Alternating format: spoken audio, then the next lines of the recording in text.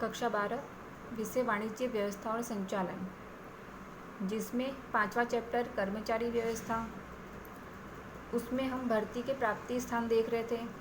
आंतरिक प्राप्ति स्थान देखा। उसके बाद दूसरा पॉइंट आता है बाह्य प्राप्ति स्थान। बाह्य प्राप्ति स्थान यानी कि बाहर से कर्मचारियों की भर्ती करना। तो किस प्रकार बाहर से कर्मचारियों की भर्ती कर सकते हैं? तो पहला दिया हुआ है विज्ञापन के द्वारा। तो विज्ञापन ये एक प्रभावशाली भर्ती के लिए श्रेष्ठ पद्धति है। समाचार पत्र में, व्यावसायिक पत्रिकाएं आती हैं या फिर विशिष्ट व्यवसाय के सामयिक से विज्ञापन दे करके आवेदन मंगवाए जाते हैं। कि न्यूज़पेपर जो आता है वो व्यावसायिक पत्रिकाएं आती हैं। कुछ पेपर इस प्रकार के आते हैं कि जिसमें स्पेशल कुछ पेज आते हैं इस प्रकार के कि जिसमें नौकरी के लिए दिया होता है कि इस कंपनी में इस प्रकार की जगह रिक्त है, उसके लिए एप्लीकेशन देना है, इस प्रकार के कुशलता वाले व्यक्ति चाहिए। या फिर कुछ कंपनियां इस प्रकार की होती हैं कि जो अपनी कंपनी का व्यावसायिक सामयिक खुद निकालती है, यानी कि पेपर, न्यूज़पेपर जो होता है, मैगज़ीन होता है, वो खुद निकालती है और फिर वो उसके आधार पर आवेदन यानी कि एप्लीकेशन मंगवाती है। इसके अतिरिक्त उम्मीदवार टेलीविज़न देख करके, इंटरनेट के द्वारा और वेबसाइट पर देख करके, विज्ञापन देख करके ऑनलाइन आवेदन कर सकते हैं। इस प्रकार से दूर दूर के स्थानों से अधिक संख्या में आवेदन यानी कि एप्लीकेशन मंगवाया जा सकता है विज्ञापन के द्वारा, और उसमें से जो भी योग्य कर्मचारी है उसका चुनाव किया जा सकता है, उसकी भर्ती की जा सकती है। उसके बाद दूसरा आता है रोजगार विनिमय कार्यालयों के द्वारा।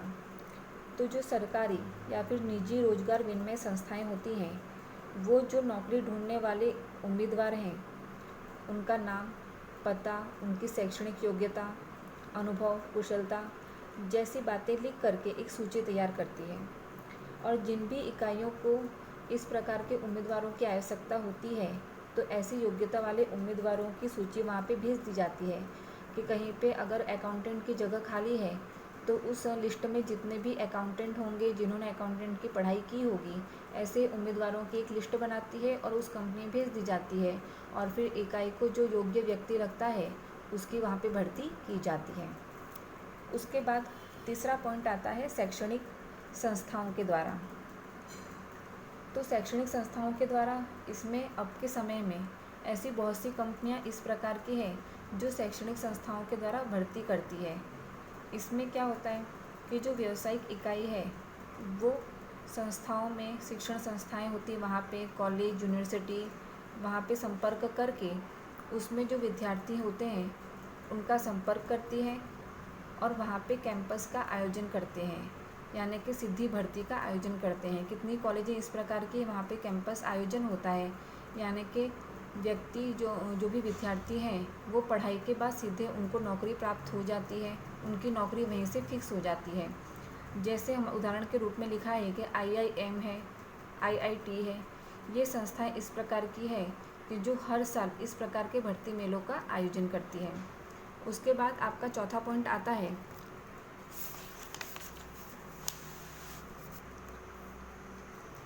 मजदूर संघों के द्वारा। तो मजदूर संघों के द्वारा उसमें जो मजदूर संघ होते हैं वो हर एक इकाई में श्रमिकों का लेखा जोखा करते हैं, यानी कि श्रमिकों की जो संपूर्ण जानकारी है मजदूर संघों के पास होती है। तो ऐसी परिस्थिति में जब कभी इकाई को मजदूरों की आवश्यकता हो, श्रमिकों की आवश्यकता हो, तो वहाँ पे मजदूर संघ हैं उनका संपर्क करके श्रमिकों की भर्ती करवाई जा सकती है। उसके बाद पांचवा पॉइंट आता है ठेकेदार के द्वारा, यानी कि कॉन्ट्रैक्टर। इसमें जो ठेकेदार होता है वो और व्यावसायिक इकाई के बीच में एक अनुबंध होता है, करार होता है, एग्रीमेंट होता है कि इस प्रकार से तुम श्रमिक ला करके दोगे। तो ठेकेदार श्रमिकों का संपर्क करता है, मजदूरों का संपर्क करता है, और जिस भी इकाई में, कंपनी में इस प्रकार से श्रमिकों की आवश्यकता होती है वहाँ पे श्रमिकों की पूर्ति करता है। ज़्यादातर जो अकुशल श्रमिक होते हैं, यानी कि जहाँ मजदूरी का काम करना होता है, वहाँ इस प्रकार के कॉन्ट्रैक्टरों के द्वारा भर्ती की जाती है कि जहाँ पे अगर कोई मकान बनता हो, कोई बिल्डिंग बनता हो, तो हम देखते हैं कि जगह जगह नाके पर मज़दूर बहुत सारे इकट्ठा होते हैं। कोई कॉन्ट्रैक्टर आकर के उनसे संपर्क करता है, उनके पैसे वगैरह निश्चित करता है और फिर उन्हें वहाँ पर काम के लिए ले जाता है। तो ये दैनिक काम करने के लिए इस प्रकार से कॉन्ट्रैक्टर का इस्तेमाल किया जाता है। उसके बाद है दरवाजे पर भर्ती। दरवाजे पर भर्ती का मतलब है कि जो भी इकाई या संस्था है वो अपने दरवाजे पर कार्य के बारे में जानकारी रख करके बोर्ड लगा देती है कि इस प्रकार के हमें श्रमिक चाहिए, तो वहाँ पे दरवाजे पर भर्ती की जा सकती है। कितनी जगहों पे छोटे छोटे जो कारखाने होते हैं, छोटे उद्योग होते हैं, हम देखते हैं कि बाहर बोर्ड मारा होता है कि हेल्पर चाहिए, बिल्डिंग के लिए कोई मज़दूर चाहिए, कहीं सिलाई काम होता है तो सिलाई काम के लिए कारीगर चाहिए।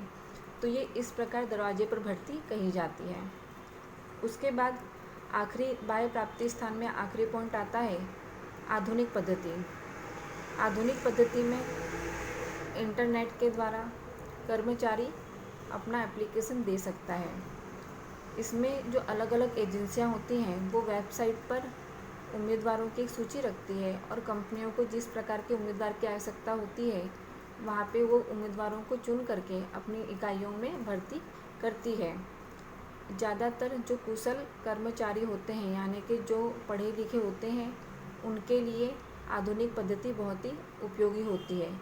जिन उम्मीदवारों को, जिन कर्मचारियों को कंप्यूटर की जानकारी हो, इंटरनेट की संपूर्ण जानकारी हो, वो इस आधुनिक पद्धति का अधिक से अधिक इस्तेमाल कर सकते हैं और उसका फ़ायदा उठा सकते हैं।